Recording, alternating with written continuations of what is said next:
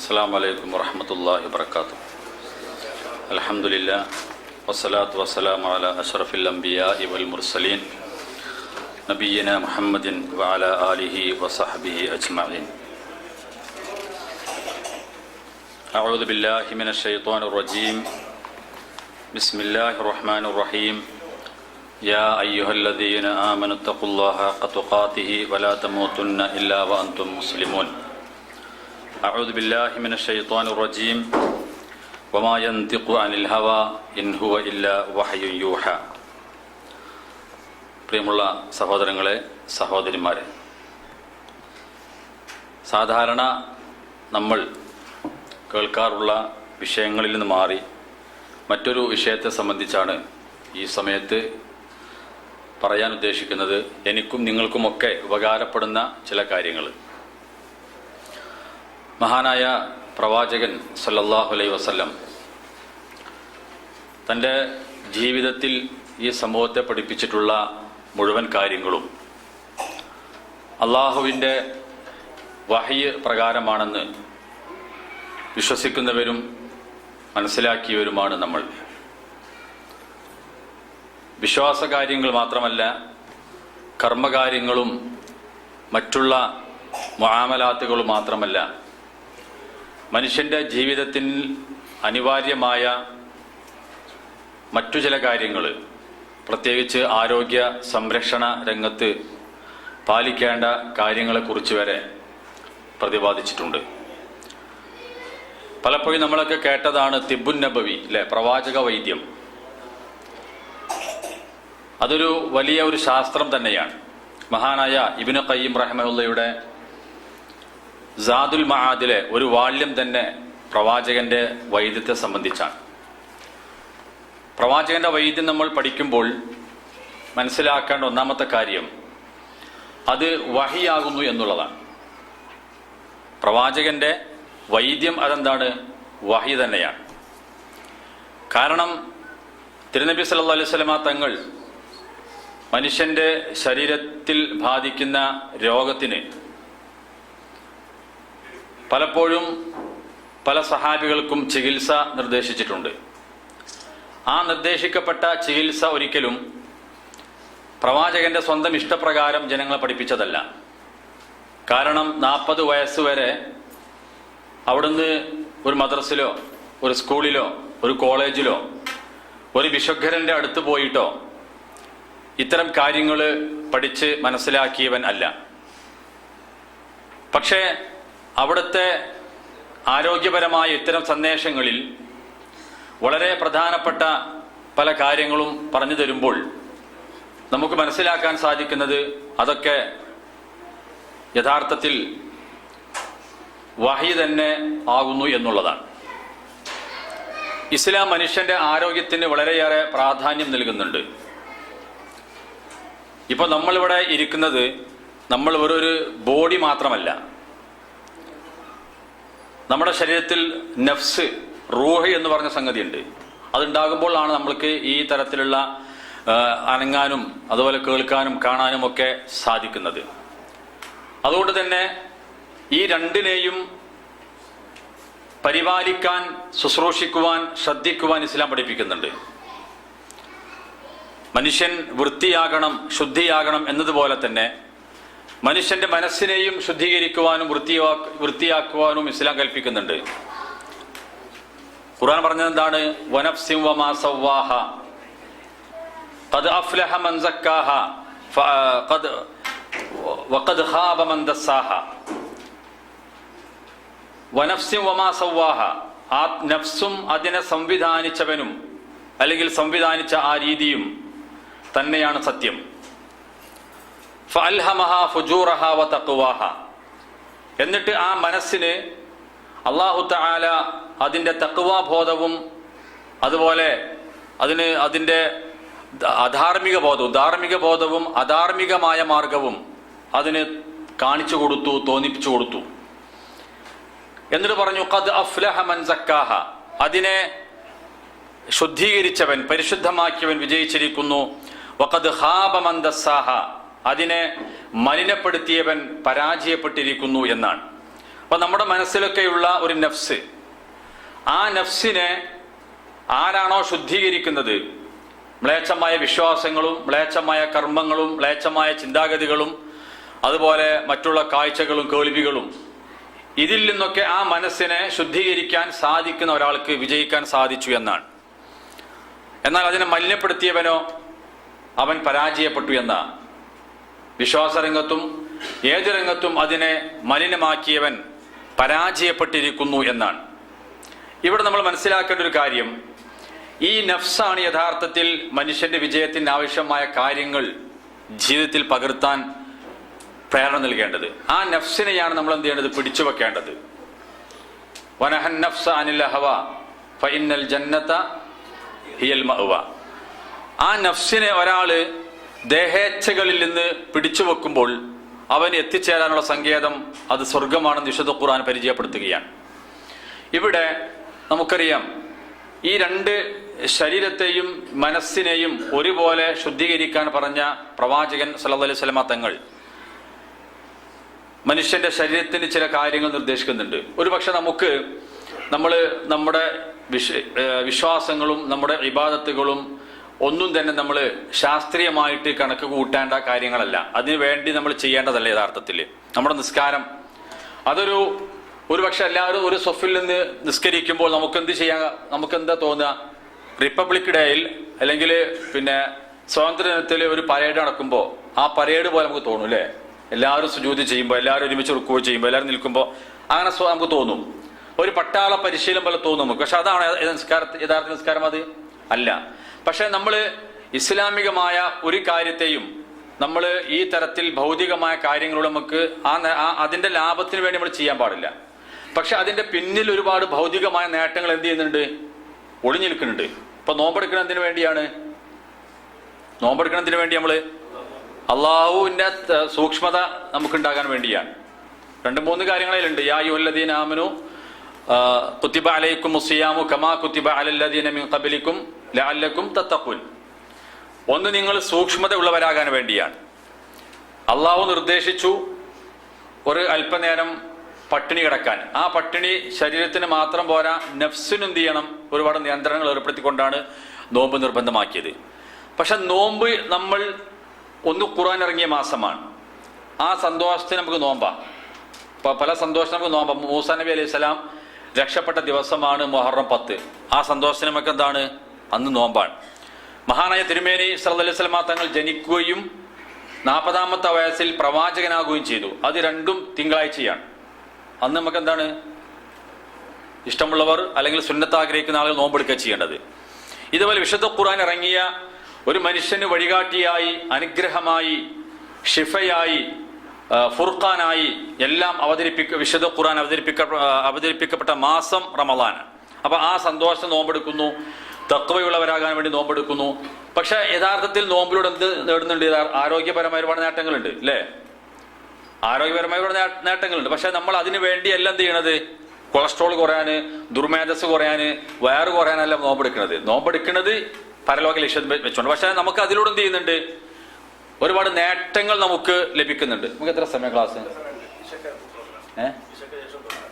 അപ്പോ നമ്മളെ ഓരോ ഇബാദത്തുകളും നമ്മൾ ഭൗതികമായ ലാഭങ്ങൾക്ക് വേണ്ടിയല്ല ചെയ്യേണ്ടത്. അവിടെ നമ്മുടെ ഇറാദത്തിൽ പരലോക വമൻ അറാദൽ ആഖിറ അല്ലെ, പരലോകം ലക്ഷ്യം വെച്ചുകൊണ്ടാണ് നമ്മൾ ചെയ്യേണ്ടത്. പക്ഷെ അതിലൂടെ നമുക്ക് ലഭിക്കുന്ന ഒരുപാട് നേട്ടങ്ങൾ ഭൗതികമായ ലോകത്ത് വേറുണ്ട്. ഇപ്പോ നമ്മൾ രാവിലെ എഴുന്നേറ്റ ഉടനെ നമ്മോട് അവിടുന്ന് കൽപ്പിക്കപ്പെട്ടൊരു കർമ്മമുണ്ട്. എന്താണെന്നറിയോ? എഴുന്നേറ്റ പ്രാർത്ഥന ഉണ്ട്. പ്രാർത്ഥന കഴിഞ്ഞ ഒരു കർമ്മം ചെയ്യാൻ പറഞ്ഞു നമ്മളോട്. വുളൂവിന്റെ മുമ്പ് തന്നെ ചെയ്യേണ്ട ഒരു കർമ്മം. അതിന് മുമ്പ് അത് മൂക്ക് വുളൂവിന്റെ കൂടെ നമ്മൾ മൂക്ക് ചീറ്റണം. ഇതിന്റെ മുമ്പ് തന്നെ എന്ത് ചെയ്യണം? 3 പ്രാവശ്യം നമ്മോട് എന്ത് പറഞ്ഞു?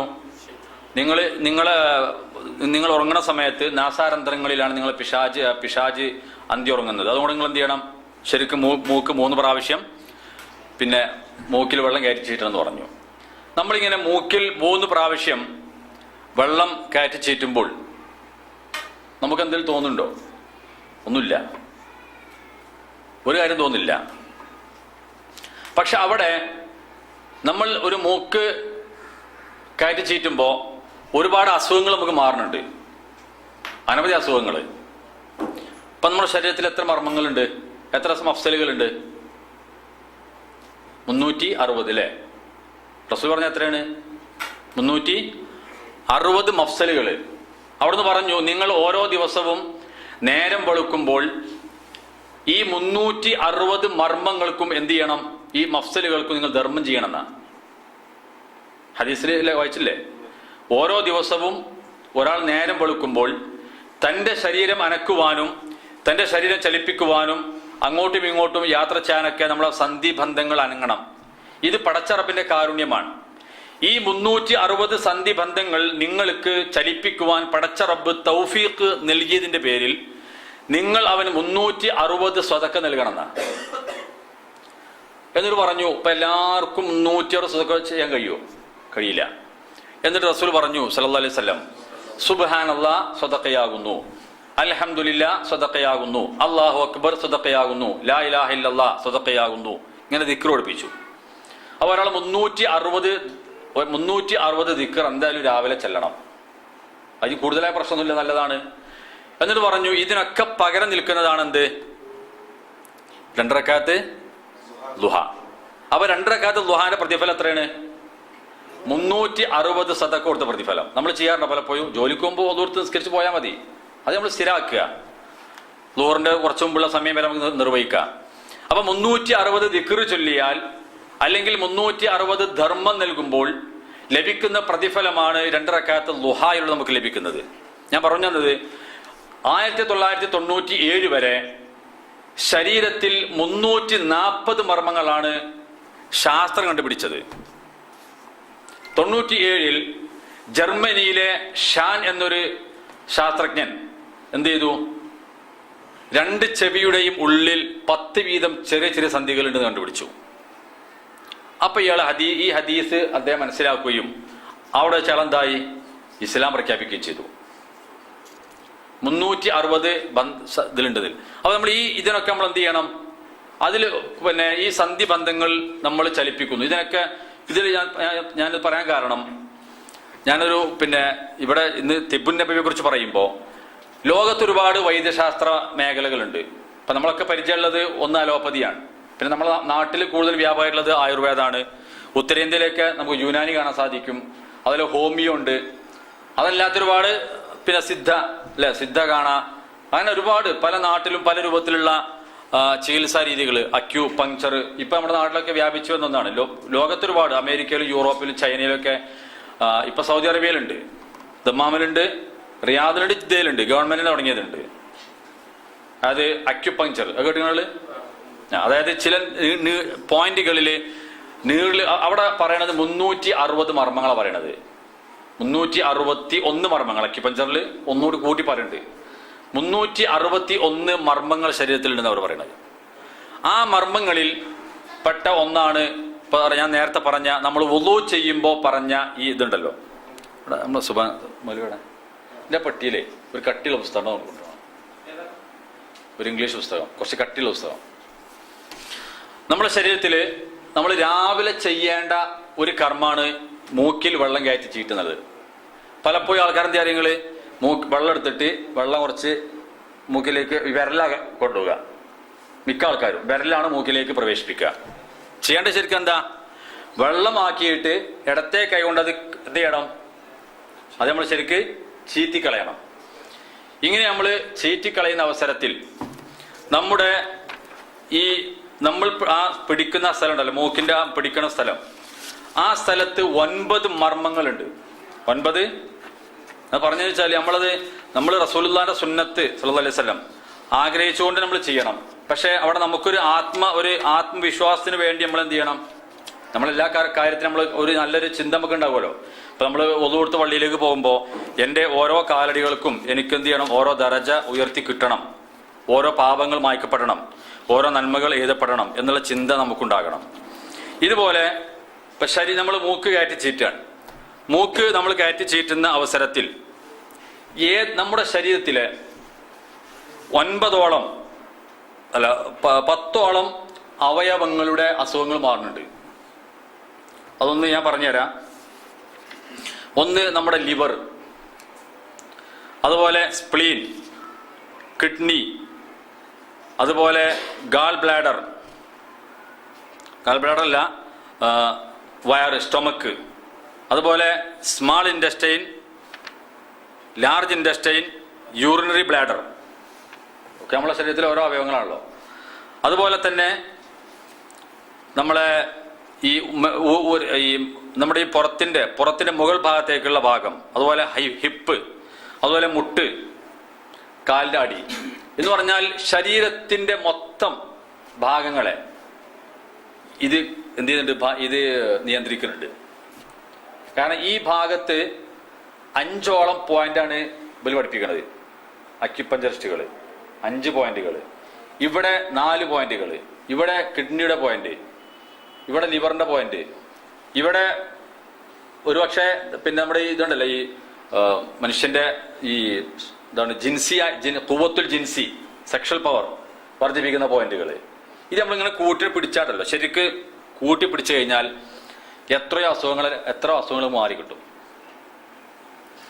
അപ്പോൾ ഇനി മുതൽ എന്ത് ചെയ്യുക, അത് നമ്മള് അതൊരു പതിവാക്കുക. ഇനി ഒതുകൂടി ചെയ്യുമ്പോൾ മാത്രമല്ല, അങ്ങനെ അസുഖങ്ങളുണ്ടെങ്കിൽ എന്ത് ചെയ്യുക, അങ്ങനെ ചെയ്യാവുന്നവിടെ ഇങ്ങനെ കൂട്ടിപ്പിടിച്ചു കഴിഞ്ഞാൽ അത്ര പോയിന്റ് എന്ത് ചെയ്യും, നമുക്ക് അവിടെ ചെയ്യും. അപ്പോൾ ഒന്ന് നമ്മൾ രാവിലെ തന്നെ തിരുമേനി സല്ലല്ലാഹു അലൈഹി വസല്ലം പഠിപ്പിച്ച ആ ഒരു കാര്യം നമ്മൾ ചെയ്യുമ്പോൾ നമുക്ക് ഒരുപാട് അസുഖങ്ങൾ മാറി കിട്ടുക. അപ്പൊ ഇസ്ലാമിന്റെ ഒരു ശ്രേഷ്ഠങ്ങൾ നോക്കണം. അപ്പൊ ഒരിക്കലും അന്ന് ഇത് റസൂൽ പറയുമ്പോൾ സല്ലല്ലാഹു അലൈഹി വസല്ലം ഒരുപക്ഷെ നബിക്ക് അറിയില്ല ഇത്ര അസുഖങ്ങൾ ഇതുകൊണ്ട് മാറുന്നുള്ള അറിയോ, കാരണം ശാസ്ത്രം കണ്ടുപിടിച്ചിട്ടില്ല, അറിയില്ല. പക്ഷെ പിൽക്കാലത്ത് കണ്ടുപിടിക്കുന്ന ശാസ്ത്രം അത്. അതുപോലെ ഒരുപാട് കാര്യങ്ങൾ അങ്ങനെയാണ് ഇസ്ലാമിൽ അന്ന് കാണാത്ത ഒരുപാട് കാര്യങ്ങൾ. ഇപ്പൊ ഈച്ച പാനീയത്തിൽ ചാടിയാൽ അതിനെ മുക്കിയെടുക്കുക എന്ന് പറഞ്ഞത്, അതിനെ പരിഹസിക്കുന്ന ആളുകളുണ്ട്. പക്ഷെ അതിലെന്തുണ്ട്, ഒന്നില് വിഷമുണ്ട്, ഒന്നില് മരുന്നുണ്ട്.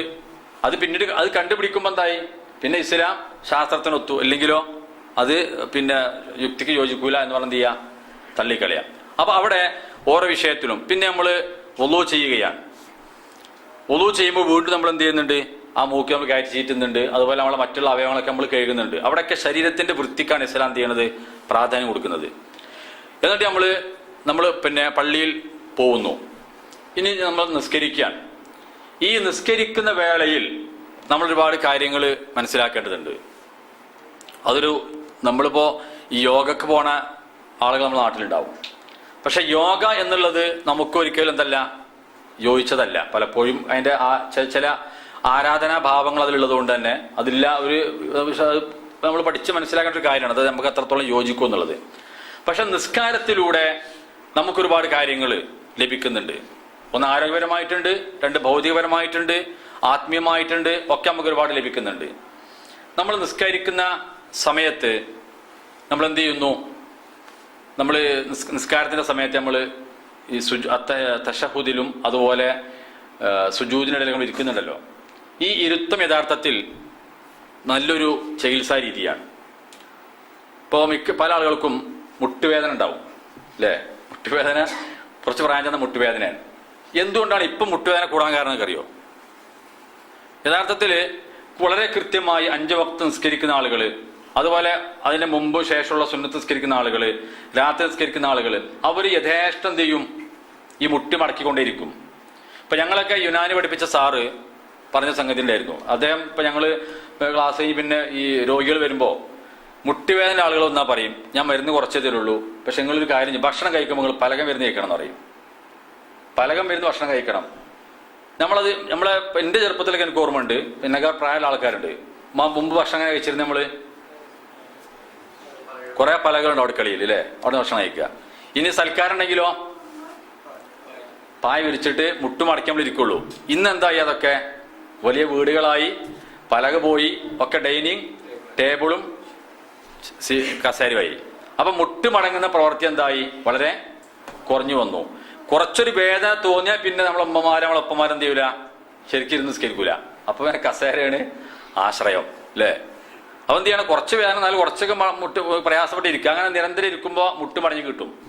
അപ്പൊ നമ്മളൊരു കാര്യം നിരന്തരം ചെയ്യുമ്പോൾ ഒരിക്കലും നമുക്ക് എന്ത് ചെയ്യൂല, അത് പ്രയാസം തോന്നൂല. അപ്പൊ നമ്മൾ നിരന്തരം ഭക്ഷണം കഴിക്കണത്, അതുപോലെ നിസ്കരിക്കണതൊക്കെ കൃത്യമായിട്ട് ഇരുന്നുകൊണ്ട് നിസ്കരിക്കാൻ ശ്രദ്ധിക്കുക. അവിടെ ഇസ്ലാം നമുക്കതൊരു വലിയൊരു കാര്യമായിട്ടാണ് പഠിപ്പിച്ചിരുന്നത്. പക്ഷെ ഈ രോഗത്തെ പറ്റിയല്ല, പക്ഷെ അത്തരം കാര്യങ്ങൾ. അതുപോലെ നമ്മൾ പിന്നെ ഇതിനുള്ള പ്രാർത്ഥന, ആ ഇരുത്തത്തിലുള്ള പ്രാർത്ഥന എന്താ,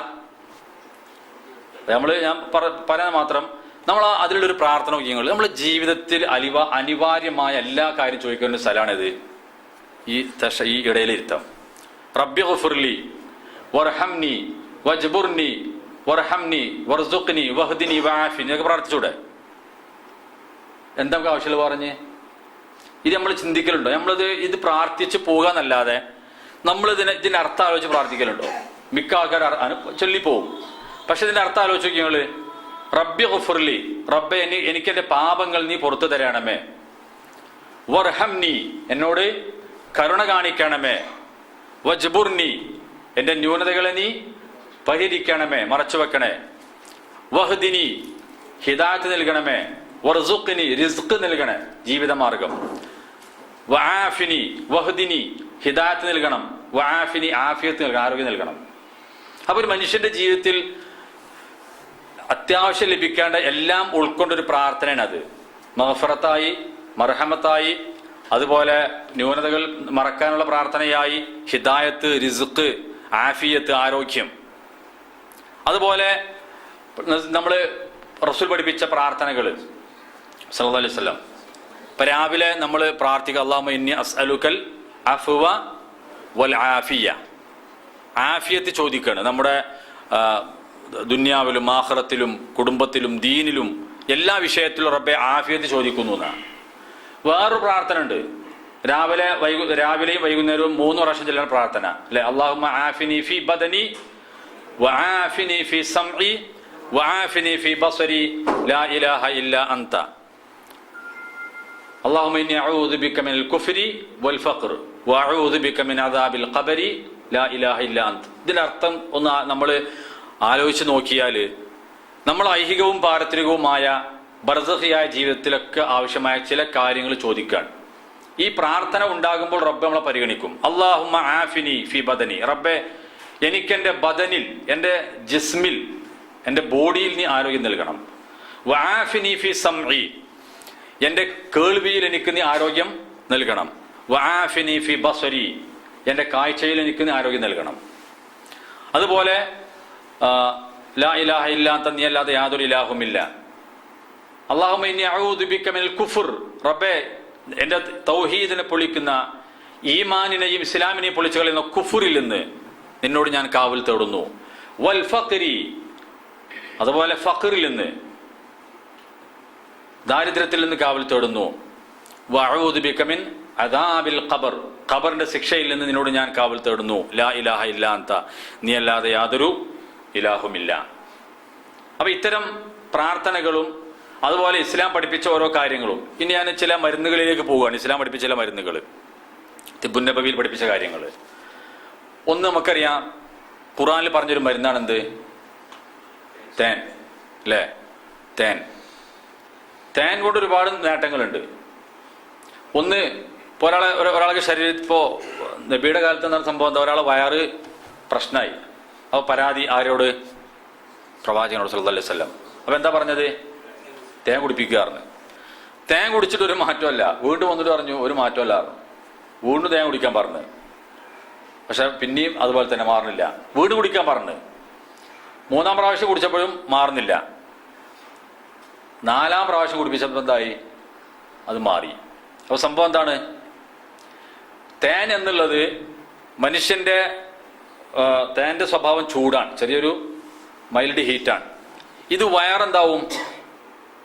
നല്ലൊരു ആന്റിസെപ്റ്റിക് കൂടിയാണ് തേൻ. ഇപ്പോൾ ഒരാൾക്ക് മുറിവ് പറ്റിയാൽ ആധുനിക ശാസ്ത്രം പറയണത് ഏറ്റവും നല്ലൊരു മരുന്ന്, മുറിവ് പറ്റിയാൽ തേൻ തേച്ചാൽ മതി. ആ മുറിവുണ്ടെങ്കിൽ വേറൊന്നും വേണ്ട. നമ്മൾ പിന്നെ ഈ മെഡിക്കൽ ഷോപ്പ് പോയിട്ട് വേറെ മരുന്ന് വാങ്ങേണ്ട ആവശ്യമൊന്നുമില്ല. തേൻ തേച്ച എന്താണ്? ഒറിജിനൽ തേനാണ് കേട്ടോ. ഈ പഞ്ചസാര കാഴ്ച തേനാകാൻ പാടില്ല. ഒക്കെ ഉണ്ടാക്കാനാണ് ഇപ്പോൾ. ഒക്കെ അസിലിയ പറയും. ഞാനൊരിക്കൽ റിയാദിൽ യമനിൻ്റെ ഒരു കടയിൽ പോയി തേൻ വാങ്ങാൻ വേണ്ടി. അപ്പോൾ ഒക്കെ അസിലിയാണ് അറിഞ്ഞു പോയി. ഞാൻ പറഞ്ഞു ഷുഗറുള്ള ആൾക്ക് കൊടുക്കാനാണ്. ഷുഗറുള്ള ആൾക്ക് അസിലിയാണെങ്കിൽ പ്രശ്നമില്ല, അല്ലെങ്കിൽ ബുദ്ധിമുട്ടായിട്ട് പറഞ്ഞു. താൽ ബുക്കറ അപ്പം പോര് എല്ലാം അസിലിയാണ്. ഞങ്ങൾ പിന്നെ താൽ ബുക്കറ പറയണേ ഷുഗർ പറഞ്ഞപ്പോൾ. അപ്പോൾ ഒറിജിനൽ അല്ലെങ്കിൽ എന്താണ്, ഒരുപാട് പ്രശ്നങ്ങൾ അതുകൊണ്ടുണ്ടാവും. അപ്പോൾ ഒറിജിനൽ ആണെങ്കിൽ നല്ലൊരു ആന്റിസെപ്റ്റിക് ആണ് തേന് മുറിവിൽ. അപ്പോൾ ഈ വയറിൽ വന്ന ഈ ആന്റിസെപ്റ്റിക് എന്ന് പറയുമ്പോൾ എന്താണ്, ഇത് പ്രവർത്തിക്കണുള്ളൂ. ഒന്ന് കുടിപ്പിക്കുമ്പോൾ തന്നെ എന്താ നമ്മൾ വിചാരിച്ചത് എന്താണ്, തേൻ വയറ് ഉറപ്പിക്കുന്നില്ല.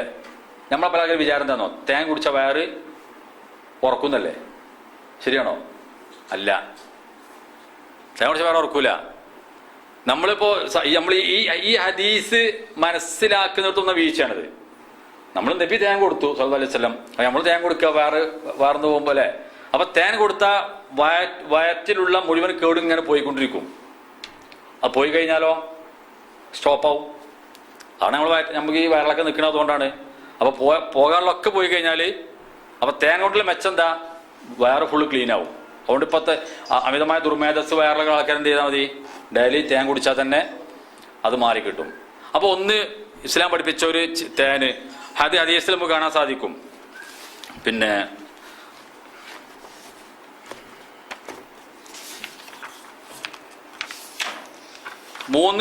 മൂന്ന് വിഷയത്തിലാണ് മരുന്ന് ഉള്ളത് എന്നാണ്.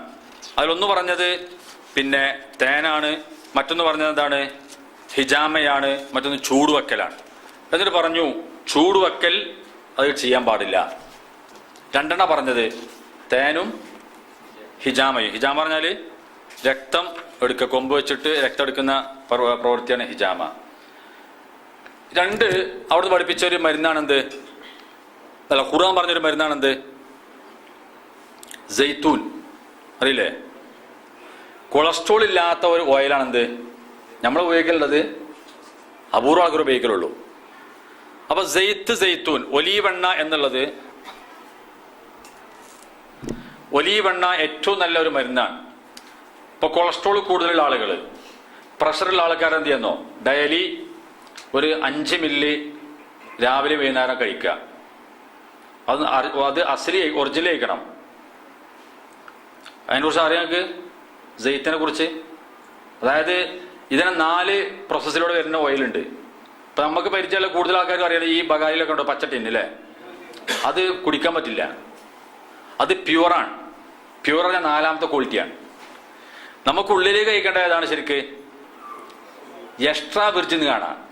ഒലീവ് ഓയിൽ എക്സ്ട്രാ വിർജിൻ, അതാണ് ഫസ്റ്റ് പ്രോസസ്. കോൾഡ് പ്രോസസ്സിൽ കിട്ടുന്ന ഏറ്റവും ബെസ്റ്റ്. 2ാമത് വരുന്നതാണ് വിർജിൻ. എക്സ്ട്രാ ഉണ്ടാവില്ല.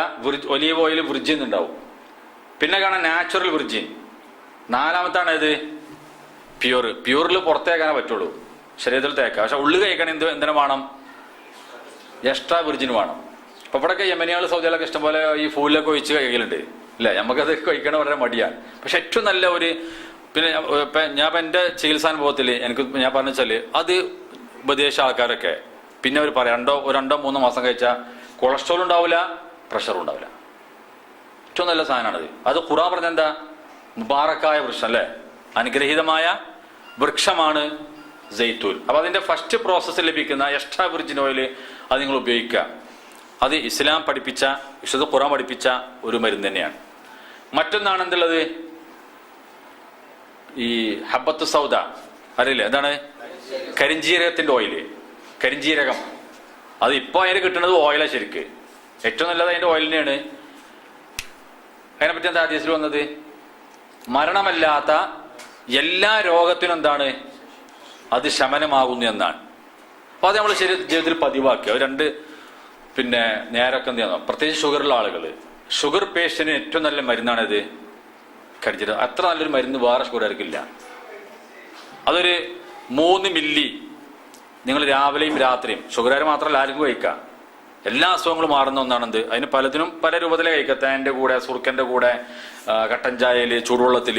ഇപ്പൊ മൊത്തത്തിൽ എന്ത് ചെയ്യാം, നിങ്ങൾ സംസം വെള്ളം ഉണ്ടെങ്കിൽ നമ്മുടെ സംസം വല്ലാതെ ഇത് ക്ഷാമം ഉണ്ടാവില്ലല്ലോ. 3 മില്ലി ടീസ്പൂൺ, നമ്മളിപ്പോ ഈ ബൂഫിയിലൊക്കെ നമുക്ക് ഈ ചായ ഗ്ലാസ്സൊക്കെ ചെറിയ ടീസ്പൂൺ, അതാണ് ടീസ്പൂണ്. അതിനൊരു സ്പൂൺ നമ്മൾ രാവിലെയും രാത്രിയും കഴിക്കുക. റസൂൽ പറഞ്ഞതാ, മരണമല്ലാത്ത എല്ലാ രോഗത്തിനും. അത് വഹിയാണ്. ആ വഹി നമ്മൾ ജീവിതത്തിൽ പകർത്തി നമുക്ക് മെച്ചം കിട്ടുന്നുണ്ട്. നമ്മൾ ഒരു അലോപ്പതിന് പിന്നാലെ പോകേണ്ട ആവശ്യമില്ല. അപ്പൊ 3 മില്ലി രാവിലെയും 3 മില്ലി രാത്രിയും. ഷുഗർ രോഗികളാണെങ്കിൽ കട്ടൻ ചായയിൽ ഒഴിച്ചു കുടിക്കുക. അമിത വണ്ണമുള്ളവരാണെങ്കിൽ സുർക്ക, ഹല്ലാണെന്താ സുർക്ക. ആപ്പിൾ വിനെഗർ എന്ന സാധനം കിട്ടും. അത് 4 റിയാലിന് വകാലി കിട്ടും. അതല്ല കേട്ടോ, അത് സിന്തറ്റിക് തന്നെയാണ്. അത് എസൻസ് ചേർത്ത് ഉണ്ടാക്കണ. ഒറിജിനൽ ആപ്പിളിന്റെ അത് 25-35 റിയാലൊക്കെ വരും. പിന്നെ ഗ്രീൻ ആപ്പിളിന്റെ സുർക്ക ഉണ്ട്, ഗ്രീൻ ആപ്പിളിന്റെ സുർക്ക. അപ്പൊ അത് ഈ വിഷയം പ്രശ്നമൊന്നുമില്ലല്ലോ, മതപരമല്ലല്ലോ. ഗ്രീൻ ആപ്പിളിന്റെ സുർക്കാണ് ഏറ്റവും നല്ല തടി ദുർമേധസ്സുള്ള ആളുകൾക്ക്. ഗ്രീൻ ആപ്പിൾ, ഇനി ഗ്രീൻ ആപ്പിൾ നിങ്ങൾ വെറുതെ ജ്യൂസ് എടുത്ത് കഴിച്ചാലും തടി കുറഞ്ഞോളൂ. ഗ്രീൻ ആപ്പിൾ ഉണ്ടല്ലോ, പഴുത്തല്ല, ഈ ചുമപ്പല്ലാത്ത, അത് ശരിക്ക് ഡെയിലി ഓരോന്ന് ജ്യൂസ് അടിച്ചാലും കുടിച്ചാലും ദുർമേധസ്സൊക്കെ പോയിക്കോളും. അപ്പൊ അതിന്റെ വിനെഗറും ഈ കരിഞ്ജീരകത്തിന്റെ ഓയിലും നമ്മൾ ഡെയിലി കഴിക്കുകയാണെങ്കിൽ ഒരു കൊളസ്ട്രോള്, അമിതവണ്ണൊക്കെ എന്താവും, കുറഞ്ഞു കിട്ടും. അപ്പൊ ഇതാണ് മറ്റൊരു മരുന്ന് കരിഞ്ജീരകത്തിന്റെ. അത് നമ്മൾ കരിഞ്ജീരകമാണെങ്കിൽ പൊടിച്ചുപയോഗിക്കാം. പക്ഷെ ഒക്കെ നമ്മൾ മനസ്സിലാക്കേണ്ടത് അതിനൊക്കെ ചില പ്രോസസ്സുകളുണ്ട്. ഇപ്പൊ കരിഞ്ജീരകം പച്ചയിൽ തിന്നാല് പിന്നെ നമുക്ക് തിന്നാൻ തോന്നില്ല, അത്രയും ഇതുണ്ടാവും. തൊണ്ടക്ക് നല്ല ചൊറിച്ചിൽ വരും, കാറിൽ വരും. അപ്പൊ അതിന്റെ എണ്ണ അങ്ങോട്ട് വരണം. എണ്ണ വരണമെങ്കിൽ ഒരു ചെറിയ രൂപത്തിൽ ചൂടാക്കണം. നല്ല കേക്ക് വൃത്തിയാക്കിയിട്ട് എന്ത് ചെയ്യുക, മെല്ലെ ഒന്ന് ചട്ടിയിലിട്ട് ചൂടാക്കുമ്പോൾ ഇപ്പൊ നമ്മൾ വെളിച്ചെണ്ണ എങ്ങനെ കിട്ടുക, നാളികേരം ഉണക്കുമ്പോഴേ എണ്ണ കിട്ടുള്ളൂ. ഇതുപോലെ കുറച്ചൊന്ന് ചൂടാക്കണത്. എന്നാൽ അമിതമായിട്ട് ചൂടാക്കിയാലോ എണ്ണ കത്തിപ്പോവും. കാരണം ചെറിയ സാധനമാണ് കരിഞ്ജീരകം, പെട്ടെന്ന് ചൂടാവും. അപ്പൊ അത് കൂടുതൽ ചൂടായാൽ പുക അങ്ങനെ വരും. ആ പുക എന്താണ്, എണ്ണ കത്തിപ്പോവാണ്. അപ്പൊ പുകയുന്ന മുമ്പ് തന്നെ എന്ത് ചെയ്യണം, അത് വാങ്ങി വെച്ചിട്ട് നല്ല മിക്സിയിലിട്ട് പൊടിച്ചിട്ട് 2 നേരം കഴിക്കുകയാണെങ്കിൽ എഫക്റ്റ് ചെയ്യും. ഇവിടെ നമുക്ക് സൗദി അറേബ്യയിൽ നമുക്കത് 10 രൂപ റിയാൽ കൊടുത്താൽ ഒരു ബോട്ടിൽ കിട്ടും. അൽ ഹുസൈൻ കമ്പനിന്റെ നല്ല സാധനം ഉണ്ട്. ഇവിടെ പല കമ്പനിന്റെ ഉണ്ട്. ഇപ്പൊ ഞാനൊക്കെ രോഗികൾ കൊടുക്കൽ അൽ ഹുസൈൻ കമ്പനിൻ്റെതാണ്. അൽ ഹുസൈൻ ഒരു കറുത്ത കുപ്പി കാണാം. അതുപോലെ അത് ഹദീസിലൊന്നൊന്നുമല്ല, നമ്മൾ ചെയ്യാൻ പറ്റുന്ന പല ആളുകളുണ്ടാവും, പല അസുഖങ്ങളുള്ള ആളുകൾ. അസിഡിറ്റി, അതുപോലെ അൾസർ, പല്ലുവേദന, പല്ലിന്റെ പ്രശ്നങ്ങൾ, തലവേദന, ഏറെക്കുറെ അസുഖങ്ങൾക്ക് ഉള്ളൊരു മരുന്ന് ഞാൻ പറഞ്ഞുതരാം. ഓയിൽ പുള്ളിങ് എന്നതിന്റെ പേര്, ഓയിൽ പുള്ളിങ്. ആർക്കെങ്കിലും ചെയ്യലുണ്ട് അങ്ങനെ ഇവിടെ ഓയിൽ പുള്ളിങ്? രാവിലെ വെറുവാറ്റില് ജെയ്ത്തു സിംസിം, എന്താ സിംസിം എന്ന് അറിയോ? എള്ളിന്റെ എണ്ണ, എള്ളെണ്ണ അത് യൂസ് ചെയ്യാൻ വേണ്ടി ഇറങ്ങുന്നുണ്ട്. ഈ എള്ളെണ്ണ നമ്മൾ ഡെയിലി രാവിലെ ഇപ്പോൾ സുബിസ്കാരം കഴിഞ്ഞ് വന്നിട്ട് നമ്മൾ എന്ത് ചെയ്യുക, ഇപ്പൊ പത്രമൊക്കെ വായിക്കണമെങ്കിൽ ആ വായിക്കുന്ന സമയത്ത്, പത്രം വായിക്കാൻ ആവാണ്ടല്ലോ, നോക്കി വായിച്ചാൽ മതി. ഒരു 1.5 സ്പൂൺ നല്ലെണ്ണ നമ്മൾ എന്ത് ചെയ്യുക, വായിലേക്ക് ഒഴിക്കുക. ഒഴിച്ചിട്ട് നമ്മൾ ഈ കുൽക്കുയൂലേ മലത്ത്, ഇതുപോലെ എന്ത് ചെയ്യുക, വായുടെ എല്ലാ ഭാഗത്തും ഞാൻ കുൽക്കുയും പോലെ എത്തിക്കുക. 15 മിനിറ്റോ അല്ലെങ്കിൽ നല്ല 20 മിനിറ്റാണ്, 15-20 മിനിറ്റ് ചെയ്യുക. എന്നിട്ട് അത് എന്ത് ചെയ്യുക, അത് 20 മിനിറ്റ് ആകുമ്പോൾ പിന്നെ എണ്ണ ഉണ്ടാവില്ല, പിന്നെ വെറും ഈ വെള്ളം പോലെ ഉണ്ടാവുള്ളൂ. അത് തുപ്പിക്കളയാം.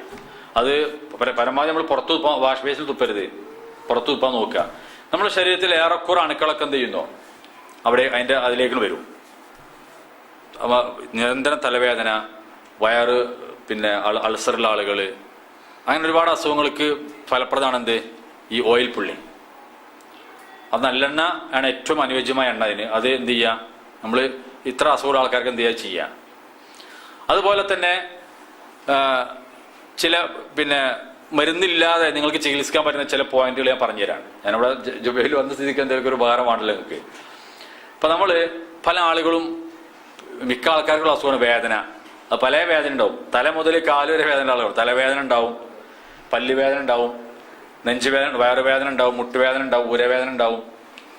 ഈ വേദനക്കൊക്കെ പറ്റിയൊരു പോയിന്റ് നിങ്ങൾ ഒന്ന് നമ്മൾ പ്രാർത്ഥിക്കുക. 2 മരുന്ന് ഇതൊരു മരുന്നാണ്, ഈ പറഞ്ഞ മരുന്നാട്ടോ. നമ്മൾ പ്രാർത്ഥനയും മരുന്നും ഒരുമിച്ച് കൊണ്ടുപോവുക. വേദനകളുടെ പ്രാർത്ഥന എല്ലാവർക്കും അറിയാലോ അല്ലേ?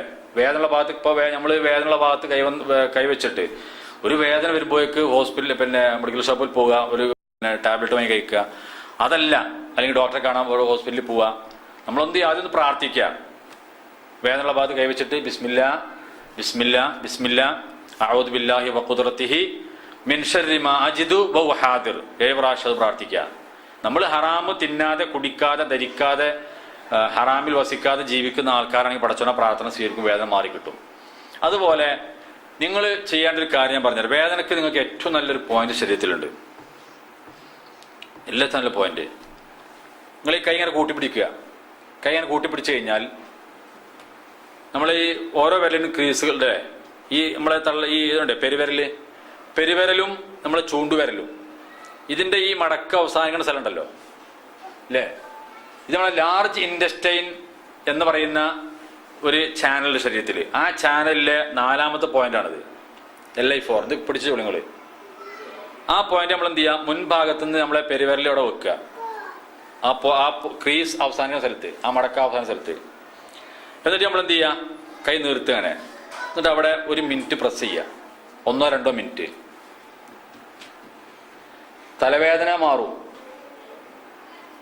മുട്ടുവേദന മാറും. എന്ത് ശരീരത്തിൽ ഒരുപാട് വേദനകൾക്കുള്ള ഒരു ഞാൻ അതിനെ പറ്റിയുള്ളതിൽ ഇത് പറഞ്ഞുതരാം. ഇപ്പോഴത്തേക്ക് യൂറോപ്പിൽ പഠിപ്പിക്കുന്ന പുസ്തകം കേട്ടോ. യൂറോപ്പ്, അമേരിക്കയിലൊക്കെ, ചൈന ഒക്കെ ഉള്ള പഠിപ്പിക്കുന്ന പുസ്തകമാണത്. അവിടെ if you want to use a single point in the body for pain, LI4 is the point. It is useful in all types of arthritis. It tones up the entire large intestine function. ശരിയല്ലേ? Large ഇൻഡസ്റ്റൈൻ്റെ എല്ലാ ഫംഗ്ഷനും. അപ്പോൾ വയറിൻ്റെ പ്രശ്നം ആണ് പലപ്പോഴും ശരീരത്തിൽ നിന്ന് ഉണ്ടാക്കുക, വേദന ഉണ്ടാക്കുക. അപ്പോൾ ഈ ഒരു പോയിന്റ് നമ്മൾ ശരീരത്തിലെ ഏറ്റവും നല്ലൊരു പോയിന്റാണിത്. ഇത് നമ്മൾ ശ്രദ്ധിച്ചു കഴിഞ്ഞാൽ ലാർജ് ഇൻഡസ്റ്റൈൻ എന്ന് പറഞ്ഞാൽ നമ്മുടെ വൻകുടൽ, അത് ശരി ക്ലിയർ ആയാൽ തന്നെ ശോധന ശരിക്കും കിട്ടും. നിത്യശോധന ഉണ്ടെങ്കിൽ എന്താണ്, ഒരുപാട് അസുഖത്തിന്റെ കേന്ദ്രം ശരിക്കും ഏതാ? വേറാണല്ലോ. അത് ഹദീസിൽ വന്നതാ. മഅദ്ദയാണ് അസുഖത്തിന്റെ കേന്ദ്രം.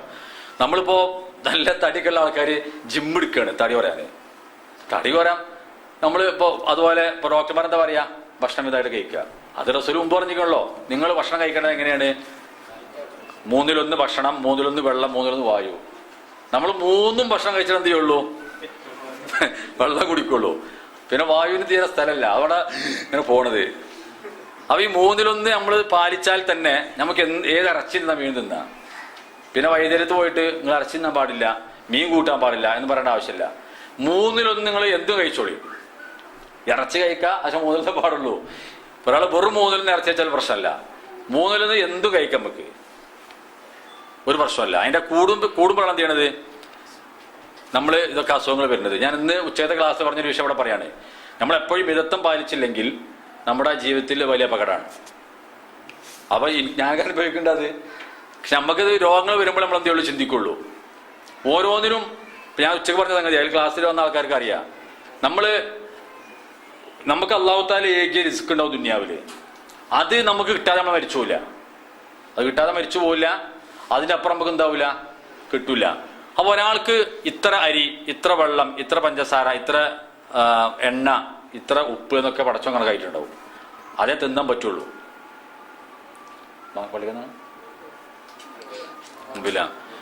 അതിന്റെ അളവ് കഴിഞ്ഞാൽ പടച്ചോൻ ചെയ്യുന്നോ, അത് പിടിച്ചു വെക്കും നമ്മളെ. ഇപ്പൊ ഒരാൾ ചെറുപ്പം മുതലേ നല്ലവണ്ണം മധുരം, ഈ ഷുഗർ കഴിക്കും, മധുരം ലഡു കഴിക്കും, ഹലുവ കഴിക്കും, നല്ല മധുരയുടെ ചായ കഴിക്കും. കുറച്ച് കഴിയുമ്പോഴോ 35-40 വയസ്സാകുമ്പോൾ ഷുഗറാ. അവിടെ ഡോക്ടർ പറയും പഞ്ചസാര തൊടാൻ പാടില്ല അറിയും. ഈ ഷുഗർ, ചില ആൾക്കാർ ഷുഗർ വന്നാൽ മധുരം മാത്രം ഒഴിവാക്കും, എന്നാൽ ബിരിയാണിയോ നെയ്ച്ചോറൊന്നും ഒഴിവാക്കില്ല, എണ്ണ ഒഴിവാക്കില്ല. മധുരത്തിലേറെ പ്രശ്നമാണ് ഏത് ഷുഗറുകാർക്ക്? കൊഴുപ്പ്. മധുരത്തിലേറെ പ്രശ്നമാണ് രോഗികൾ, എന്ത് ഷുഗർ രോഗികൾക്ക് ഈ കൊഴുപ്പ് കഴിക്കാന്നുള്ളത്. കാരണം കൊഴുപ്പിൽ പെട്ടെന്ന് എന്താണ്, ഷുഗർ കൂടും. അപ്പോൾ ഷുഗർ രോഗികൾ അത് രണ്ടും ഉപേക്ഷിക്കണം, പഞ്ചസാരയും അപ്പൊ പടച്ചോന് പിടിച്ച അവിടെ എന്താ, നിനക്ക് ആവശ്യമുള്ള പഞ്ചസാര ഉപയോഗിച്ചു കഴിഞ്ഞു, ഇനി തൽക്കാലം എന്ത് ചെയ്യണ്ട, ഉപയോഗിക്കണ്ട അല്ലേ. നിനക്ക് ആവശ്യമുള്ള ഉപ്പ് ഉപയോഗിച്ചു കഴിഞ്ഞു, അത് പ്രഷർ കൊടുത്ത് ഇനിയിപ്പോൾ അത് ഉപയോഗിക്കണ്ട. അപ്പോൾ ഓരോന്നും പടച്ചോൻ എന്ത് ചെയ്യാണ്, പിടിച്ചു വെക്കുകയാണ്. ഇതുപോലെ നമുക്ക് വെള്ളം, പ്രത്യേകിച്ച് നമ്മൾ സൗദി അറേബ്യയിൽ ശ്രദ്ധിക്കേണ്ട കാര്യം, വെള്ളമൊക്കെ നമുക്കിപ്പോൾ ഇപ്പം എന്താ ഈ കഴിഞ്ഞ ദിവസം ജലദിനം അല്ലെ, ലോക ജലദിനം, അവിടെ പറഞ്ഞാൽ എന്താണെന്നോല് ഇത് 2030 ആകുമ്പോഴേക്ക് ഇപ്പോഴുള്ള വെള്ളത്തിന് 40% കിട്ടുള്ളൂ എന്നാ. എന്തുകൊണ്ടാണത്? ഈ ജലം ഉപയോഗിക്കുന്നതിൽ കണ്ടമാനം ഉപയോഗിക്കുകയാണ്. അപ്പൊ നമുക്ക് ഓരോരുത്തർക്കും അല്ലാഹു നിശ്ചയിച്ച വെള്ളമുണ്ട്, അത് നമ്മൾ ഇപ്പൊ തന്നെ ഉപയോഗിച്ച് കഴിഞ്ഞാൽ എന്തായിരിക്കും അവസ്ഥ? ഇപ്പൊ 60 വയസ്സ് വരെ ഉപയോഗിക്കാനുള്ള വെള്ളം പടത്ത് നിശ്ചയിച്ച്, അത് അയാൾ 40 വയസ്സായപ്പോത്തിന് ഒരു ബക്കറ്റ് കുളിക്കുന്നതുകൊണ്ട് ഒരു ബക്കറ്റ് കൊണ്ട് കുളിക്കാൻ കഴിയുന്ന ആൾക്കാരെന്ത് ചെയ്തു, 4 ബക്കറ്റ് കൊണ്ട് കുളിച്ചു കഴിഞ്ഞു. അപ്പോൾ അവന് കുറച്ച് കഴിയുമ്പോൾ എന്താവും, വെള്ളം പടച്ചും കൊടുക്കൂല, വെള്ളം ചിലപ്പോൾ അവനെ കിണറിൽ വെള്ളം പറ്റും, വെള്ളം ഉപയോഗിക്കാൻ പറ്റാത്ത അവസ്ഥ വരും. വെള്ളത്തിന് ഭയങ്കര ആഗ്രഹമുണ്ട്, പക്ഷെ വെള്ളം ഉപയോഗിക്കാൻ കഴിയാത്ത അവസ്ഥയോ അല്ലെങ്കിൽ വെള്ളം കിട്ടാത്ത അവസ്ഥയോ വരും ആള്.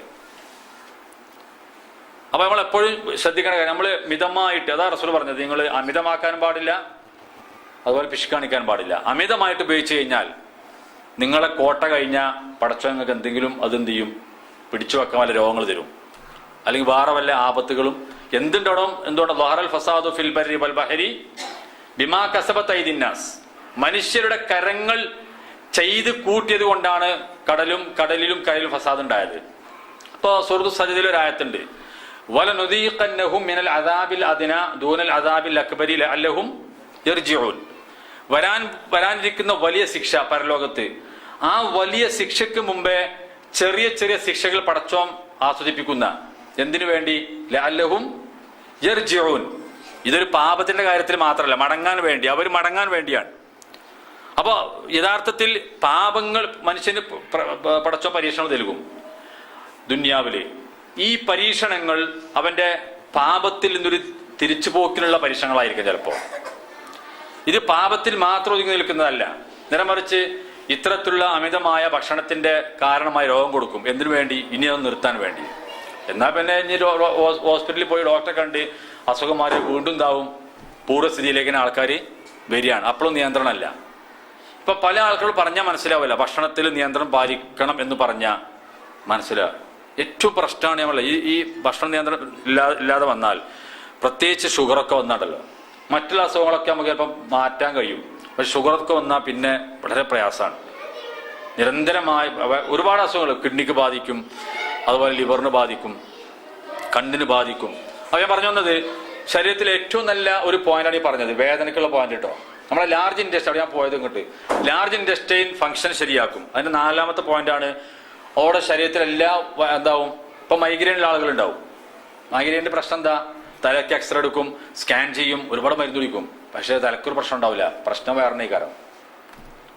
അപ്പൊ ഇവിടെ നമ്മൾ പ്രസ് കൊടുത്താൽ ലാർജ് ഇൻഡസ്ട്രിയിൽ ക്ലിയർ ആകുമ്പോൾ തന്നെ all kinds of headache arising out of faulty elimination, inflammation of mouth, eyes, nose, sinus and teeth, fever with thirst and fever with shivering, വറച്ചുള്ള പനി, ദാഹിച്ചുള്ള പനി, വായയുടെ, കണ്ണിന്റെ, മൂക്കിന്റെ, സൈനസിന്റെ, വയറിന്റെ എല്ലാത്തിനും പറ്റിയൊരു പോയിന്റാണ്. ഇത് നിങ്ങൾ പഠിച്ചു ചൊല്ലി, നിങ്ങൾക്കും എല്ലാവർക്കും ഉപകാരപ്പെടുത്താൻ സാധിക്കും. മനസ്സിലായോ? അതുപോലെ തന്നെ പിന്നെ നമ്മൾ ശ്രദ്ധിക്കേണ്ട ഒരു കാര്യം, പ്രത്യേകിച്ച് ആധുനിക കാലഘട്ടത്തിൽ ഈ ടോക്സിൻ വല്ലാതെ നമ്മൾ അകത്താക്കുണ്ടാവും. വിഷ വസ്തുക്കൾ പച്ചക്കറിയിൽ നമ്മളെ കിഡ്നിക്കാണ് ബാധിക്കുക. അതുകൊണ്ട് എല്ലാവരും കിഡ്നി ശ്രദ്ധിക്കണം. കിഡ്നിക്ക് ആരോഗ്യം ഒന്നാണ് നേരത്തെ പറഞ്ഞ ഈ മൂക്ക് കയറ്റിച്ചിട്ടിൽ നല്ലൊരു പ്രതിവിധിയാണ്. അതോടെ നമ്മളെ കൈ ഉണ്ടല്ലോ, ഈ കൈയിന്റെ സെന്റർ 2 ലൈനിന്റെ ഇവിടെ ഇങ്ങനെ ലൈൻ കാണാം. നമ്മളെ ഈ 4 വിരലിന്റെ സെന്ററിൽ ഇവിടെ ഒരു ലൈന്, ഇവിടെ ഒരു ലൈന്, അതിന്റെ നല്ല വിലങ്ങിന ലൈനാണ്. അവിടെ നിങ്ങൾ കൈ വെച്ചിട്ട് നല്ല പ്രസ് ചെയ്യുക. ഇപ്പൊ ശരിക്കും മൂത്രം പോകാത്ത ആൾക്കാർ ഇവിടെ പ്രസ് ചെയ്ത് പോയി 2 ദിവസം മൂത്രം ശരിക്കും ഇങ്ങനെ പോകും. കിഡ്നിയുടെ ഏറ്റവും നല്ലൊരു പോയിന്റാണിത്. ഇത് നമ്മൾ ഡയലി ചെയ്യണം. എന്നാൽ ഞങ്ങൾ ഞാൻ പറഞ്ഞത്, ഇന്ന് നമ്മൾ കഴിക്കുന്ന ഭക്ഷണത്തിലൊക്കെ അരിയിലൊരു പ്ലാസ്റ്റിക്കാണ് വരുന്നത് അല്ലേ, പ്ലാസ്റ്റിക് അരി. അതുപോട്ടെ, ഇപ്പൊ പച്ചക്കറികള് നമ്മളിപ്പോ ഒരു കട്ടൻ ചായക്കറിന്റെ ഈ മറ്റേ ഉണ്ടല്ലോ, അതിന്റെ പേര് പൊതിയനല്ല, പൊതിയനന്റെ ഇലയിൽ പോലും കീടനാശിനി അടിച്ചാൽ വരുന്നത്. എന്നിട്ട് അത് ചൂടായിട്ട് ചായയിൽ നമ്മൾ കുടിക്കണത്. അപ്പോൾ ഇത്രയും ടോക്സിൻ ശരീരത്തിൽ വരുമ്പോൾ കിഡ്നിക്കാണ് ബാധിക്കുക. കിഡ്നിക്ക് ബാധിച്ചാൽ കണ്ണിനെ ബാധിക്കും, പിന്നെ ലിവറിനെ ബാധിക്കും. അപ്പോൾ ഏറ്റവും നല്ല ഈ കൈൻ്റെ ഏറ്റവും സെൻട്രലിലെ പോയിന്റ് നമ്മുടെ 4 വിരലുകളുടെ സെൻട്രലിൽ ഇങ്ങോട്ട് എടുത്താൽ ഈ 2 ലൈൻ്റെ നടുവിൽ കിഡ്നി ഈ പെരുവിരൽ വെക്കുക, എന്നിട്ട് പ്രസ് ചെയ്ത് കൊടുക്കുക. അതെല്ലാവരും ചെയ്യും, എല്ലാവർക്കും പറ്റുന്ന പോയിന്റാണ്. ഞാൻ ചില പോയിന്റ് പറയുമ്പോൾ എല്ലാവരും പഠിക്കേണ്ട ആവശ്യമില്ല, പിന്നെ നമുക്ക് പറഞ്ഞൊക്കെ തെറ്റും നിങ്ങൾക്ക്. ഇതെല്ലാവരും ചെയ്യുന്ന സംഗതിയാണ്. 2 കൈയിൻ്റെയും ഇവിടെ ചെയ്യാം. മനസ്സിലായോ? ഇവിടെ ഡോക്ടർമാരുണ്ടോ? ആരെങ്കിലും ഉണ്ടോ? അലോപ്പതി ഡോക്ടർമാരുണ്ടോ? എല്ലാവരും ഇല്ല. പ്രശ്നമല്ല, അവർക്ക് പ്രശ്നമല്ല. അലോപ്പതിക്കാർ ഇപ്പം എന്താ വെച്ചാൽ അക്യുപഞ്ചർ പഠിക്കാൻ തുടങ്ങി. അലോപ്പതി ഡോക്ടേഴ്സ് അക്യുപഞ്ചർ പഠിക്കാൻ തുടങ്ങിയിട്ടുമ്പോൾ കാരണം മരുന്നില്ലാത്ത ചികിത്സ അവർക്കും താല്പര്യമാണ്. അതിനുശേഷം ബാക്കി നമുക്ക് എന്ത് ചെയ്യാം? നിസ്കാരം ആയിട്ട് തുടരാം. വാഹൃദവാൻ അൽഹംദുലില്ലാഹി റബ്ബിൽ ആലമീൻ. അസ്സലാമു അലൈക്കും വറഹ്മത്തുള്ളാഹി.